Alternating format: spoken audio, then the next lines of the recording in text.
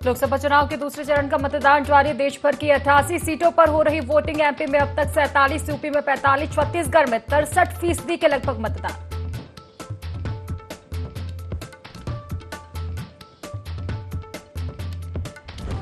VVPAT पर supreme court से चुनाव आयोग को बड़ी राहत। सभी याचिकाएं की गई खारिज। मतदान के बाद 45 दिन सुरक्षित रहेंगी ईवीएम।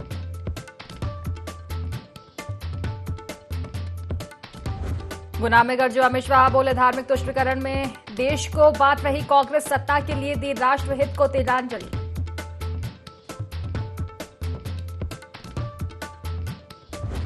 एमपी में भाजपा के बाद अब कांग्रेस के दिग्गज संभालेंगे कमान। 30 अप्रैल को भिंड आएंगे राहुल गांधी। 2 मई को मुरैना में प्रियंका गांधी का रोड शो।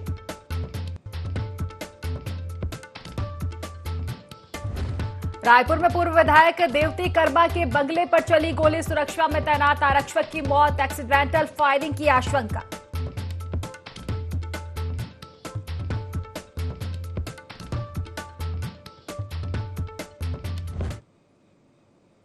नमस्कार, IND 24 देख रहे हैं आप और मैं हूं आपके साथ खुशी व्यास। तो देखिए, लोकसभा चुनाव के दूसरे चरण की वोटिंग लगातार जारी है। 3 बजे तक की अगर आंकड़ों की हम बात करें तो मध्य प्रदेश में 46.50% मतदान 3 बजे तक दर्ज किया गया है। छत्तीसगढ़ में 63.90% वोट पड़ चुके हैं। यूपी में अब तक 44.13% मतदान हो चुका है। और देखिए, मध्य प्रदेश की अगर हम बात करें तो करीब 46% मतदान 3 बजे तक हो चुका है। और अगर देखिए सीटों की अगर हम बात कर ले, सीटों के आंकड़ों की अगर हम बात कर ले तो दमोह में 45.69% अभी तक 3 बजे तक मतदान हुआ है। होशंगाबाद में सबसे ज्यादा 55.79%, खजुराहो में 43.89% मतदान। रीवा में सबसे कम मतदान फिलहाल दर्ज किया है 3 बजे तक 37.55%, सतना में 47.68%, टीकमगढ़ में 48.76% वोटिंग हो चुकी है। अगर छत्तीसगढ़ की हम बात करें तो 67.50% अभी तक वोटिंग हो चुकी है। और देखिए, छत्तीसगढ़ के नक्सल प्रभावित जो क्षेत्र हैं वहां पर वोटिंग खत्म हो चुकी है। 3 बजे तक ही वहां पर मतदान था। बाकी जगहों पर, बाकी मतदान केंद्रों पर 6 बजे तक वोटिंग होगी। तो वोटिंग दूसरे चरण की लगातार जारी है। चुनावी संग्राम लोकसभा चुनाव का लगातार जारी है और तमाम जो प्रत्याशी हैं वो मैदान में उतर चुके हैं। चलिए, इसी को लेकर आज हम चर्चा करेंगे। खास पैनल हमारे साथ जुड़ चुका है। सबसे पहले मैं आपका परिचय उनसे करवा देती हूं। दूसरे चरण की जो वोटिंग हो रही है आज उसी को लेकर हम मंथन करेंगे इसी चर्चा में। तो हमारे साथ 3 खास मेहमान जुड़ चुके हैं। संदीप पौराणिक जी हमारे साथ जुड़ चुके हैं, वरिष्ठ पत्रकार है। Satyendra Jain BJP media panelist हमारे साथ जुड़ चुके हैं। जितेंद्र मिश्रा जी कांग्रेस प्रवक्ता है, हमारे साथ जुड़ चुके हैं। आप तीनों ही मेहमानों का बहुत बहुत स्वागत है हमारी इस खास चर्चा में जुड़ने के लिए। तो सबसे पहले सत्येंद्र जी, आप ही के पास में आना चाहूंगी। क्लीन स्वीप का आप लक्ष्य लेकर चल रहे हैं। पहले फेज में भी हमने देखा 6 सीटों को आप जीतने की बातें कर रहे थे पूरे मध्य प्रदेश में।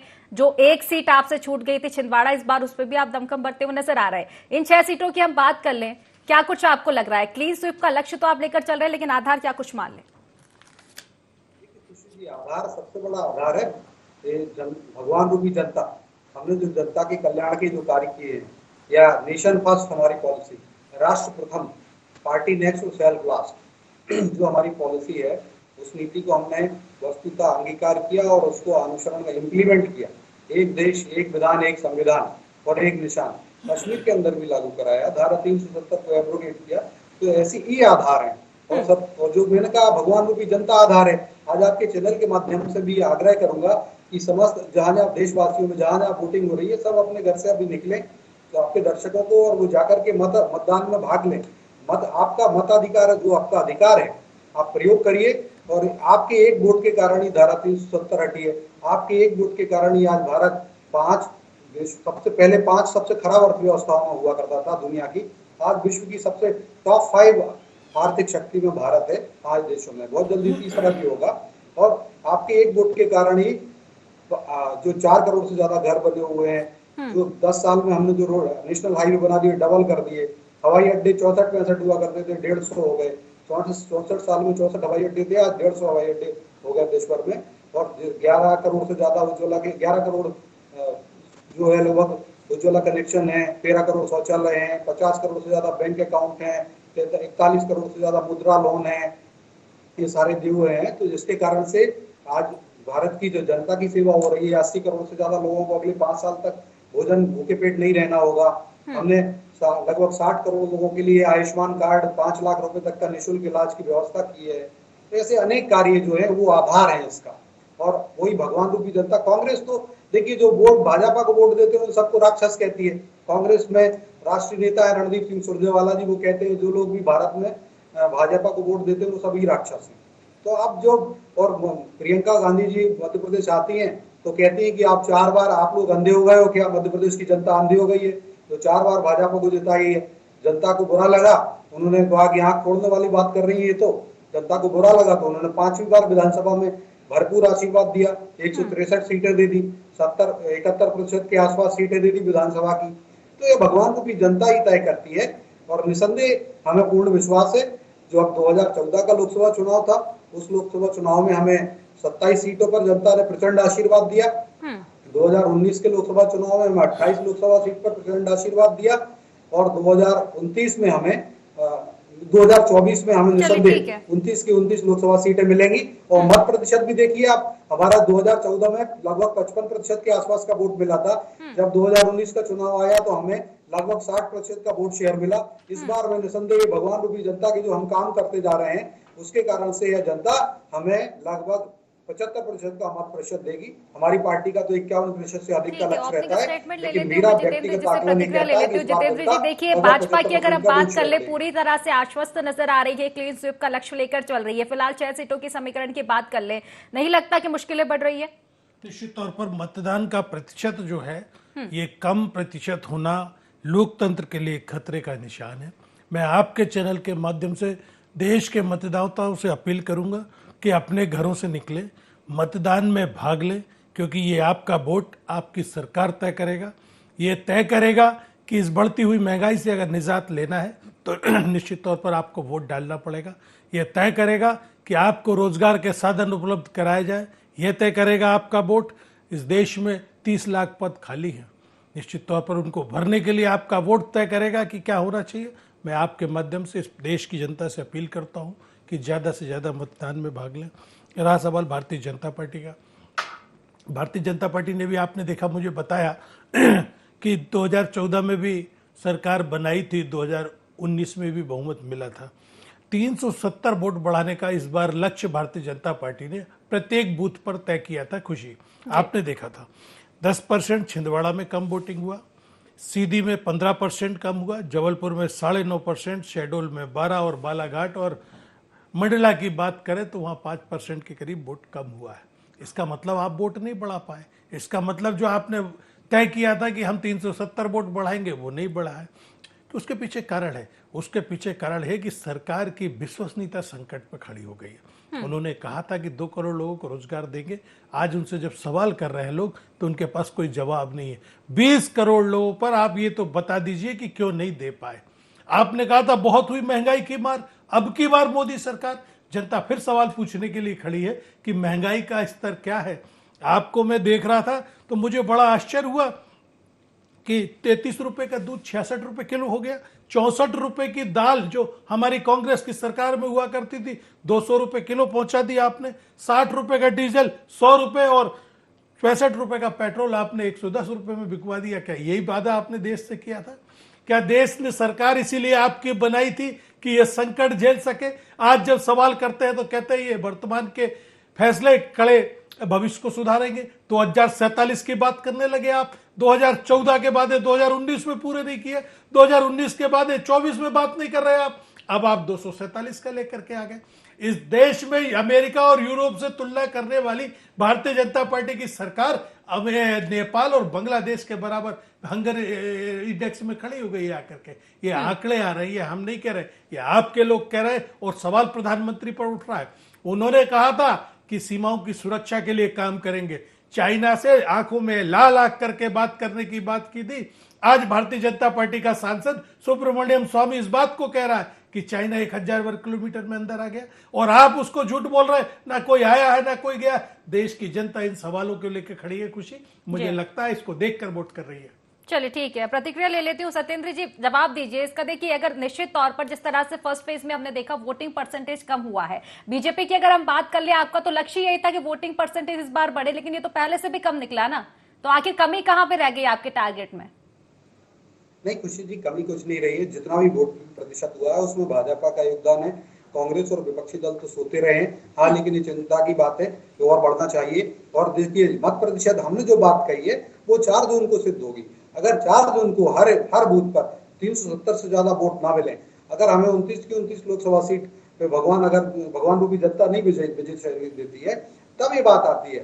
तब हमारे अगर 400 पार नहीं होते, तब हमने ये नहीं कहा कि वोटिंग, हमने ये कहा कि कुल वोट जितने भी कास्ट होंगे, जितने वोट पड़ेंगे, कास्टिंग वोट जो रहेंगे, कास्टेड वोट जो रहेंगे, उनमें हमारा मत प्रतिशत लगभग 75% होगा। हमारी पार्टी का लक्ष्य 51% का वोट शेयर बढ़ाना है हर सीट पर। लेकिन पिछले लोकसभा चुनाव में लगभग 60% वोट मत प्रतिशत हमारी भाजपा को भगवान रूपी जनता ने दिया था, क्योंकि ये लोग तो राक्षस कहते हैं उन मतदाताओं को।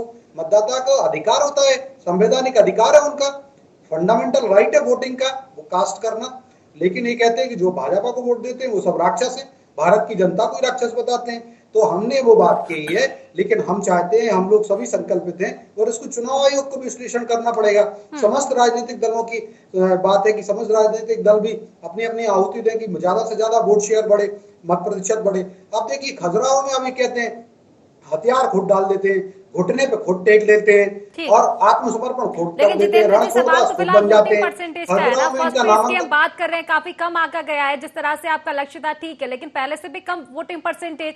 अगर आज की हम बात कर ले 3 बजे तक जो फिलहाल आंकड़े सामने आ रहे हैं वोटिंग परसेंटेज के, रीवा तो आपकी सीट थी, फिर वहां भी तो वोटिंग परसेंटेज कम आया है। देखिए, वही बात है, मैंने वही कहा, हम लोग तो पूरा प्रयास कर रहे हैं। अब वोटिंग और क्या, बहुत सारे कारण होते हैं, लेकिन मैं बता दूं कि हम तो आज भी आपके जो है, हम तो इस वोटिंग का, चुनाव को, लोकतंत्र में पूर्ण विश्वास रखते हैं, चुनाव को महायज्ञ मानते हैं, महाकुंभ मानते हैं, अश्वमेध यज्ञ, और हम बार बार हमारे सारे नेतागण उसमें आहुति दे रहे हैं। प्रधानमंत्री हो, हमारे प्रदेश अध्यक्ष बीडी शर्मा जी हो। अब देखिए, आप चुनाव, आप कांग्रेस को चलिए ठीक है, मैं आपकी बात को और भी सुनूंगी। पहले एक छोटा सा कमेंट में ले लेती हूँ, संदीप जी से प्रतिक्रिया ले लेते हैं, उसके बाद लौटूंगी सत्येंद्र जी आपके पास। संदीप जी, देखिए 6 सीटों पर घमासान जारी है दूसरे चरण का, बीजेपी क्लीन स्वीप का लक्ष्य लेकर चल रही है, कांग्रेस भी दमखम लगा रही है। फिलहाल आप क्या कुछ समीकरण 6 सीटों पर देख पा रहे हैं? देखिए, मतदान अच्छा होगा, प्रतिशत बढ़ेगा, इसकी अपेक्षा सबको थी। लेकिन पहले चरण का जो मतदान हुआ वो पिछले साल के मुकाबले कम हुआ। अभी भी जो तस्वीर मध्य प्रदेश की सामने आ रही है वो 3 बजे तक लगभग 47% वोट डले हैं। इसका आशय यह है कि जो सुबह 5 घंटे और दोपहर के 3 घंटे, इन 8 घंटे में 47% वोट डला। तो सवाल ये उठता है कि ये आने वाले 3 घंटे में कितना प्रतिशत बढ़ जाएगा? क्या इस बार भी जो 72% की उम्मीद लोग कर रहे थे, 72% को क्रॉस कर जाएगा, या फिर इस चरण में भी 67% रह जाएगा? ये 5% वोट कम क्यों हुआ, ये बड़ा सवाल है। देखिए, वोटिंग परसेंटेज कम होना वाकई एक लोकतंत्र के लिए एक सुरक्षित बात नहीं है, लोकतंत्र की सुरक्षा के लिए। लेकिन अगर किसी पार्टी को हम देखें संदीप जी, इसी जगह रख के कहा जाता है कि अगर वोटिंग परसेंटेज कम होता है तो सत्ताधारी दल को इसका नुकसान उठाना पड़ सकता है। वोटिंग परसेंटेज जिस तरह से फर्स्ट फेज में हमने देखा कम रहा हो, लेकिन सेकंड फेज में जो बीजेपी की तैयारी रही उससे कहीं ना कहीं कहा जा सकता है कि बीजेपी को डाउट आया है। देखिए, बीजेपी सतर्क थी। पहले चरण में जो मतदान का प्रतिशत कम हुआ उसको लेकर उन्होंने बेहतर तैयारी की थी, प्रतिशत बढ़ाने के लिए प्रयास किया था, चुनाव आयोग ने भी प्रयास किया था, कांग्रेस भी अपने स्तर पर प्रयास कर रही थी कि वोटर ज्यादा से ज्यादा मतदान करने लगे। तो क्या इसका आशय यह है कि सत्ता पक्ष हो या विपक्ष, दोनों पक्षों से मतदाता निराश हैं? ये बड़ा सवाल उठ रहा है।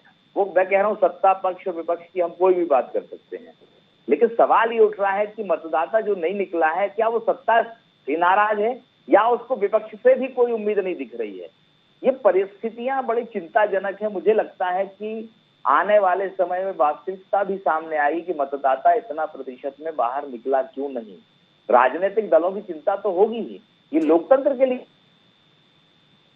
बात कर रहे हैं कि मतदान का प्रतिशत हमें 80% ले जाना है, 75% ले जाना है, तब आप आके 67 और 68 पे हो रहे हैं। ये बड़े सवाल हैं, क्योंकि राजनीतिक दलों से मैंने ये भी सुना है कई बार, वो कहते हैं कि सर शादी का सीजन चल रहा है, गर्मी बहुत है, तो उनसे ये पूछना चाहिए कि ये चुनाव तो हर बार गर्मी में होता है, लोकसभा का चुनाव हमेशा अप्रैल मई में होता है, तो जब प्रतिशत लगातार बढ़ रहा था, इस बार क्यों गिरा? ये बड़े सवाल है। मैं ये नहीं कह सकता कि इस मत प्रतिशत के गिरने से सत्ता को नुकसान होगा या विपक्ष को लाभ होगा। वो 5% निराश मतदाता है जो वोट डालने के लिए नहीं निकल रहे, जो अभी अनुमान है पहले चरण के आधार पर। हो सकता है अभी 3 घंटे का समय है, मतदान का प्रतिशत मध्य प्रदेश में बढ़ सकता है, लेकिन अब छत्तीसगढ़ में देख रहे हैं, छत्तीसगढ़ में मतदान का प्रतिशत देखिए कहां जा रहा है। तो एक ही राज्य है जो 2 हिस्से में बढ़ चुका है, वहां मतदान का प्रतिशत बढ़ रहा है, यहाँ मतदान का प्रतिशत कम हो रहा है। इसलिए कहीं ना कहीं आने वाले समय पर इस पे मंथन किया जाना चाहिए और कोशिश होना चाहिए कि मतदान का प्रतिशत बढ़े। निश्चित ही संदीप जी, एक चिंताजनक ये विषय है और राजनीतिक पार्टी नहीं बल्कि देश के लिए भी एक चिंता का विषय है। इसी को लेकर मैं अब प्रतिक्रिया ले लेती हूँ। जितेंद्र जी, देखिए संदीप जी की बात में आना चाहूंगी मैं। ठीक है, आप बोल रहे हैं कि बीजेपी ने दमखम लगाया था वोट प्रतिशत बढ़ाने के लिए, वोट प्रतिशत नहीं बढ़ा। बीजेपी चिंता में नजर आ रही है, बौखलाई हुई नजर आ रही है फर्स्ट फेज के नतीजे के बाद। लेकिन सवाल तो ये भी है ना कि अगर वोट नहीं निकल रहा है, मतदाता बाहर, अगर बीजेपी से ही समस्या है तो फिर विपक्ष के पास क्यों नहीं आ रहा है? वोटिंग तो कम से कम होनी चाहिए, तो विपक्ष के लिए भी नुकसान ही होगा। निश्चित तौर पर मैं आपको ये बताऊं कि 2 तरीके से वोट परसेंटेज बढ़ता है। हाँ। संदीप पौराणिक जी भी समझने की कोशिश करेंगे और सत्येंद्र जी को भी मैं बता दूं। होता क्या है, एक तो आपका कार्यकर्ता कितनी ताकत से वोटर को बाहर लाता है और पोलिंग बूथ तक पहुंचाने के प्रयास करता है, और दूसरा जो आपका नेता होता है जो सरकार में बैठा होता है, सरकार के कामकाज को लेकर के वोटिंग में वोटर में उत्साह आता है। भारतीय जनता पार्टी ने जिस तरीके से ज्वाइनिंग करा दिया कि कांग्रेस के कार्यकर्ता को ज्वाइन कराएंगे और कांग्रेस मुक्त भारत की बात कर दी, वो जो उनका दरी उठाने वाला कार्यकर्ता, वो जो झंडे लगाने वाला कार्यकर्ता, वही आज काम करता था बूथ पे, वही वोटर को वोट पे ले जाकर के और वोटिंग कराता था। ये भारतीय जनता पार्टी का कार्यकर्ता निराश हो गया। एक चीज।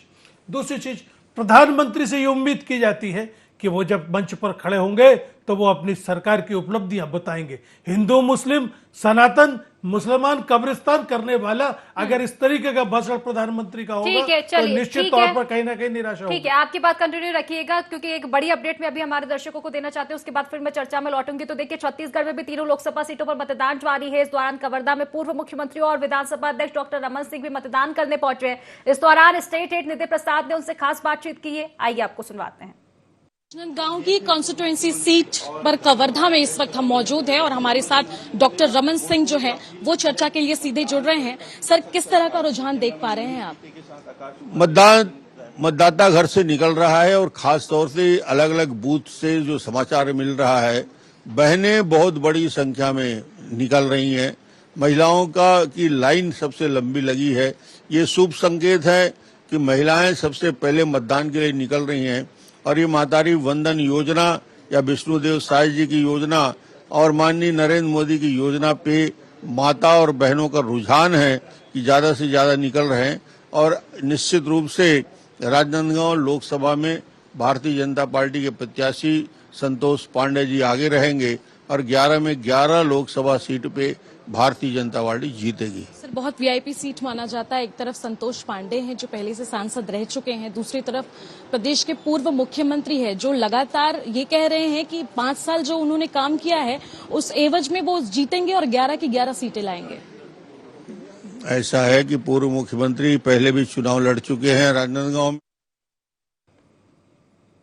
तो रमन सिंह जी से खास चर्चा चल रही थी। एक बार फिर मैं चर्चा में लौटूंगी। जितेंद्र जी, आप ही अपनी बात रख रहे थे। ठीक है, आप जिस तरह से आरोप लगा रहे हैं, लेकिन फिलहाल बात ये हो रही है कि आखिर मतदाता रूठा हुआ क्यों है और इस पे मंथन दोनों ही पार्टियों को करने की जरूरत है, सत्ता पक्ष हो या विपक्ष हो, क्योंकि ये बात लोकतंत्र की है ना। निश्चित तौर पर खुशी, मैंने आपको बताया कि बेहद निराशाजनक है और मैं उम्मीद करूंगा कि 3 घंटों में वोटिंग परसेंटेज बढ़ेगा, क्योंकि ये लोकतंत्र का उत्सव है, लोकतंत्र का पर्व है। इसमें ज्यादा से ज्यादा मतदाताओं को भाग लेना चाहिए। हम सुबह से लगातार अपील कर रहे हैं। मेरा ये कहना है कि जब प्रधानमंत्री की विश्वसनीयता पर संकट खड़ा हो जाए, अभी जैसे सत्येंद्र जी ने कहा, एक निशान एक विधान एक देश, अरे कश्मीर में आप अलगाववादियों के साथ सरकार बना लेते हैं और 2 ध्वज के नीचे सरकार में बैठते हैं, इसका भी संकट खड़ा होता है। इसको लेकर भी आपकी विश्वसनीयता, आप 80 करोड़ लोगों को मुफ्त अनाज देते हैं इस देश में और कहते ट्रिलियन की इकोनॉमी बना देंगे। अरे ये तो विचार कीजिए, कह क्या रहे, कर क्या रहे हैं। 100 दिन में महंगाई कम ना कर दूं, चौराहे पे सजा दे देना। आज 10 साल हो गए, महंगाई बढ़ती जा रही निरंतर। आपने कहा था काला धन वापस लाऊंगा, 3 गुना काला धन आपके भारतीय जनता पार्टी के लोगों का विदेश में जमा हो गया।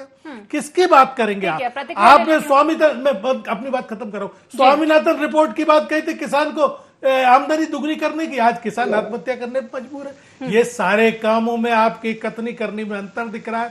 इसलिए वोटर ये सोच रहा है कि कहना कुछ होता है, करना कुछ होता है। निश्चित तौर पर फिर भी आशान्वित हूं, 3 घंटों में वोटिंग परसेंटेज छत्तीसगढ़ से आगे जाएगा। ठीक है, वो देखने वाली बात होगी वोटिंग परसेंटेज कैसा रहता है। चले सत्येंद्र जी, देखिए मेरा भी आपसे भी यही सवाल है, आप तो सत्ता पक्ष में थे, ठीक है, आपने अपनी मोदी की गारंटी चलाई, इतने वादे दावे किए, इतना प्रचार किया, फर्स्ट फेज में जो तस्वीरें सामने आई थी कि अब सेकंड फेज में भी वही देखने को मिलेगी? क्योंकि देखिए फर्स्ट फेज के नतीजों के बाद बीजेपी जिस तरह से, कांग्रेस कह रही कि बीजेपी बौखला गई है फर्स्ट फेज में, जिस तरह से कम मतदान प्रतिशत रहा, और ये तस्वीरें हमने भी देखी थी। हाल ही में अमित शाह कल पहुंचे भोपाल, राजधानी भोपाल, मंथन के लिए कि आखिर कम प्रतिशत क्यों रहा?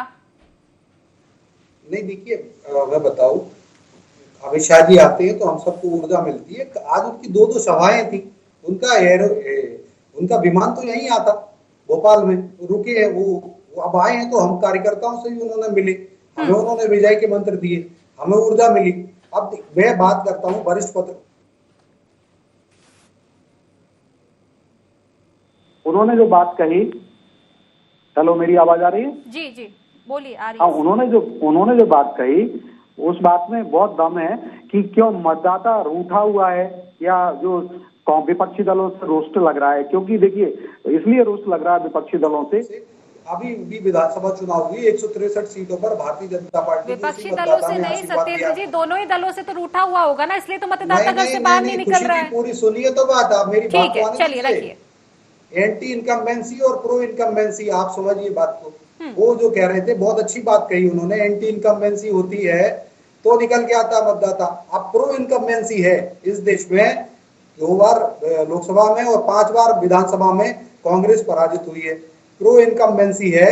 और प्रो इनकम्बेंसी के कारण भाजपा का वोटर तो वोट करने जा रहा है, कांग्रेस और विपक्षी दलों से निराश है। उनकी जिस प्रकार की सनातन द्रोही राजनीति है, शक्ति द्रोही राजनीति है, विकास की जगह विनाश को पसंद करने वाली राजनीति है। आप देखिए, अब ये कह रहे हैं कि महिलाओं को 1 लाख रुपए देंगे। अब भारत में 47 करोड़ महिलाएं हैं, एक महिला को 1 लाख देते तो 47 लाख करोड़ रुपए चाहिए। 48 लाख करोड़ मतलब 50 लाख करोड़ का बजट है, वो भी भाजपा ने बढ़ाया। पहले तो 12 लाख करोड़ का ही बजट होता था, हमने 4 बढ़ा दिया 10 साल में। अगर ये पूरा का पूरा पैसा 50 लाख करोड़ महिलाओं को दे देंगे तो नौकरियों में क्या देंगे, किसका रोड बनाएंगे, किससे एयरपोर्ट बनाएंगे, किससे स्वास्थ्य करेंगे। अभी हिंदू मुस्लिम की बात कही इन्होंने, और कश्मीर की। कश्मीर में देखिए हमने काम किया, हमने सरकार बनाई और उसकी सुफल ये है कि हमने समय की कमी, मेरा एक सवाल का और आप जवाब दे दीजिए। इनकम्बेंसी की अगर आप बात करें तो छत्तीसगढ़ में क्यों नहीं दिख रही? नक्सल प्रभावित क्षेत्रों में देखा जा रहा है कि वोटिंग परसेंटेज बढ़ रहा है। पिछले फेज में हमने देखा था कि बस्तर जैसी सीट जहां पर नक्सलियों का डर रहता है, वोट प्रतिशत बढ़ा, मतदाता घर से निकला। तो मध्य प्रदेश में ऐसा क्या हो गया है? देखिए वही बात है, अब वहां पे मतदाताओं और ऊर्जा है, उस कारण से वो ज्यादा भाजपा को वोट देने जा रहे हैं। और वहां पर भी वहां एंटी इनकम्बेंसी थी, इसलिए कांग्रेस की सरकार को पलट दिया वहां की जनता ने। विपक्ष को नहीं चाहता है, मतदाता सत्ता पक्ष को चाहता है, फिर आपको वोट देने के लिए क्यों नहीं निकल रहा है? नहीं, हमें तो देने के लिए निकल रहा है। जो सब वोट है ये भाजपा को, मोदी जी को और मध्य प्रदेश की सरकार को। 5 बार निकला और इसमें निकला। वो आपको देने के लिए निकल रहा है। ले लीजिए, कश्मीर को अगर धारा 370 ने हटाई ना हमने, तो अगर हमारी वहाँ सरकार नहीं होती, जो महबूबा मुफ्ती को वही गाली बक रहे थे, वो कह रहे थे, चलिए ठीक है, क्योंकि समय की कमी है। संदीप जी से एक अंतिम प्रतिक्रिया के साथ चर्चा को मैं समाप्त करूंगी।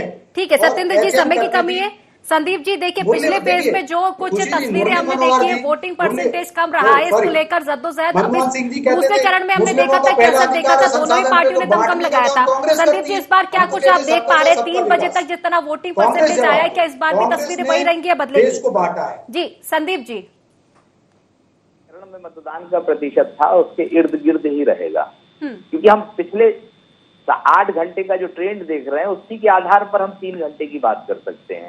तो मुझे लगता है कि वही 65 से 70 के बीच प्रतिशत मतदान रहेगा, पिछले चुनाव की तुलना में कम रहेगा। सवाल यह है कि मतदाता निकला क्यों? जितेंद्र जी ठीक कह रहे हैं कि कार्यकर्ताओं को मेहनत करना चाहिए, सरकार को ये करना चाहिए।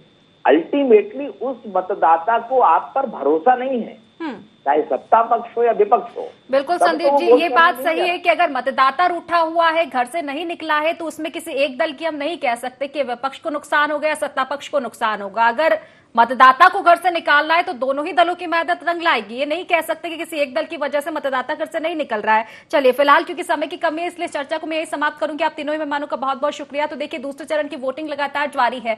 पिछले चरण में हमने देखा था वोटिंग प्रतिशत कम रहा था। इस बार देखने वाली बात होगी कि मतदाता किस संख्या में घर से बाहर निकलता है। तो फिलहाल इस खास चर्चा में बस इतना ही। आप बने रहिए ID24 के साथ। नमस्कार।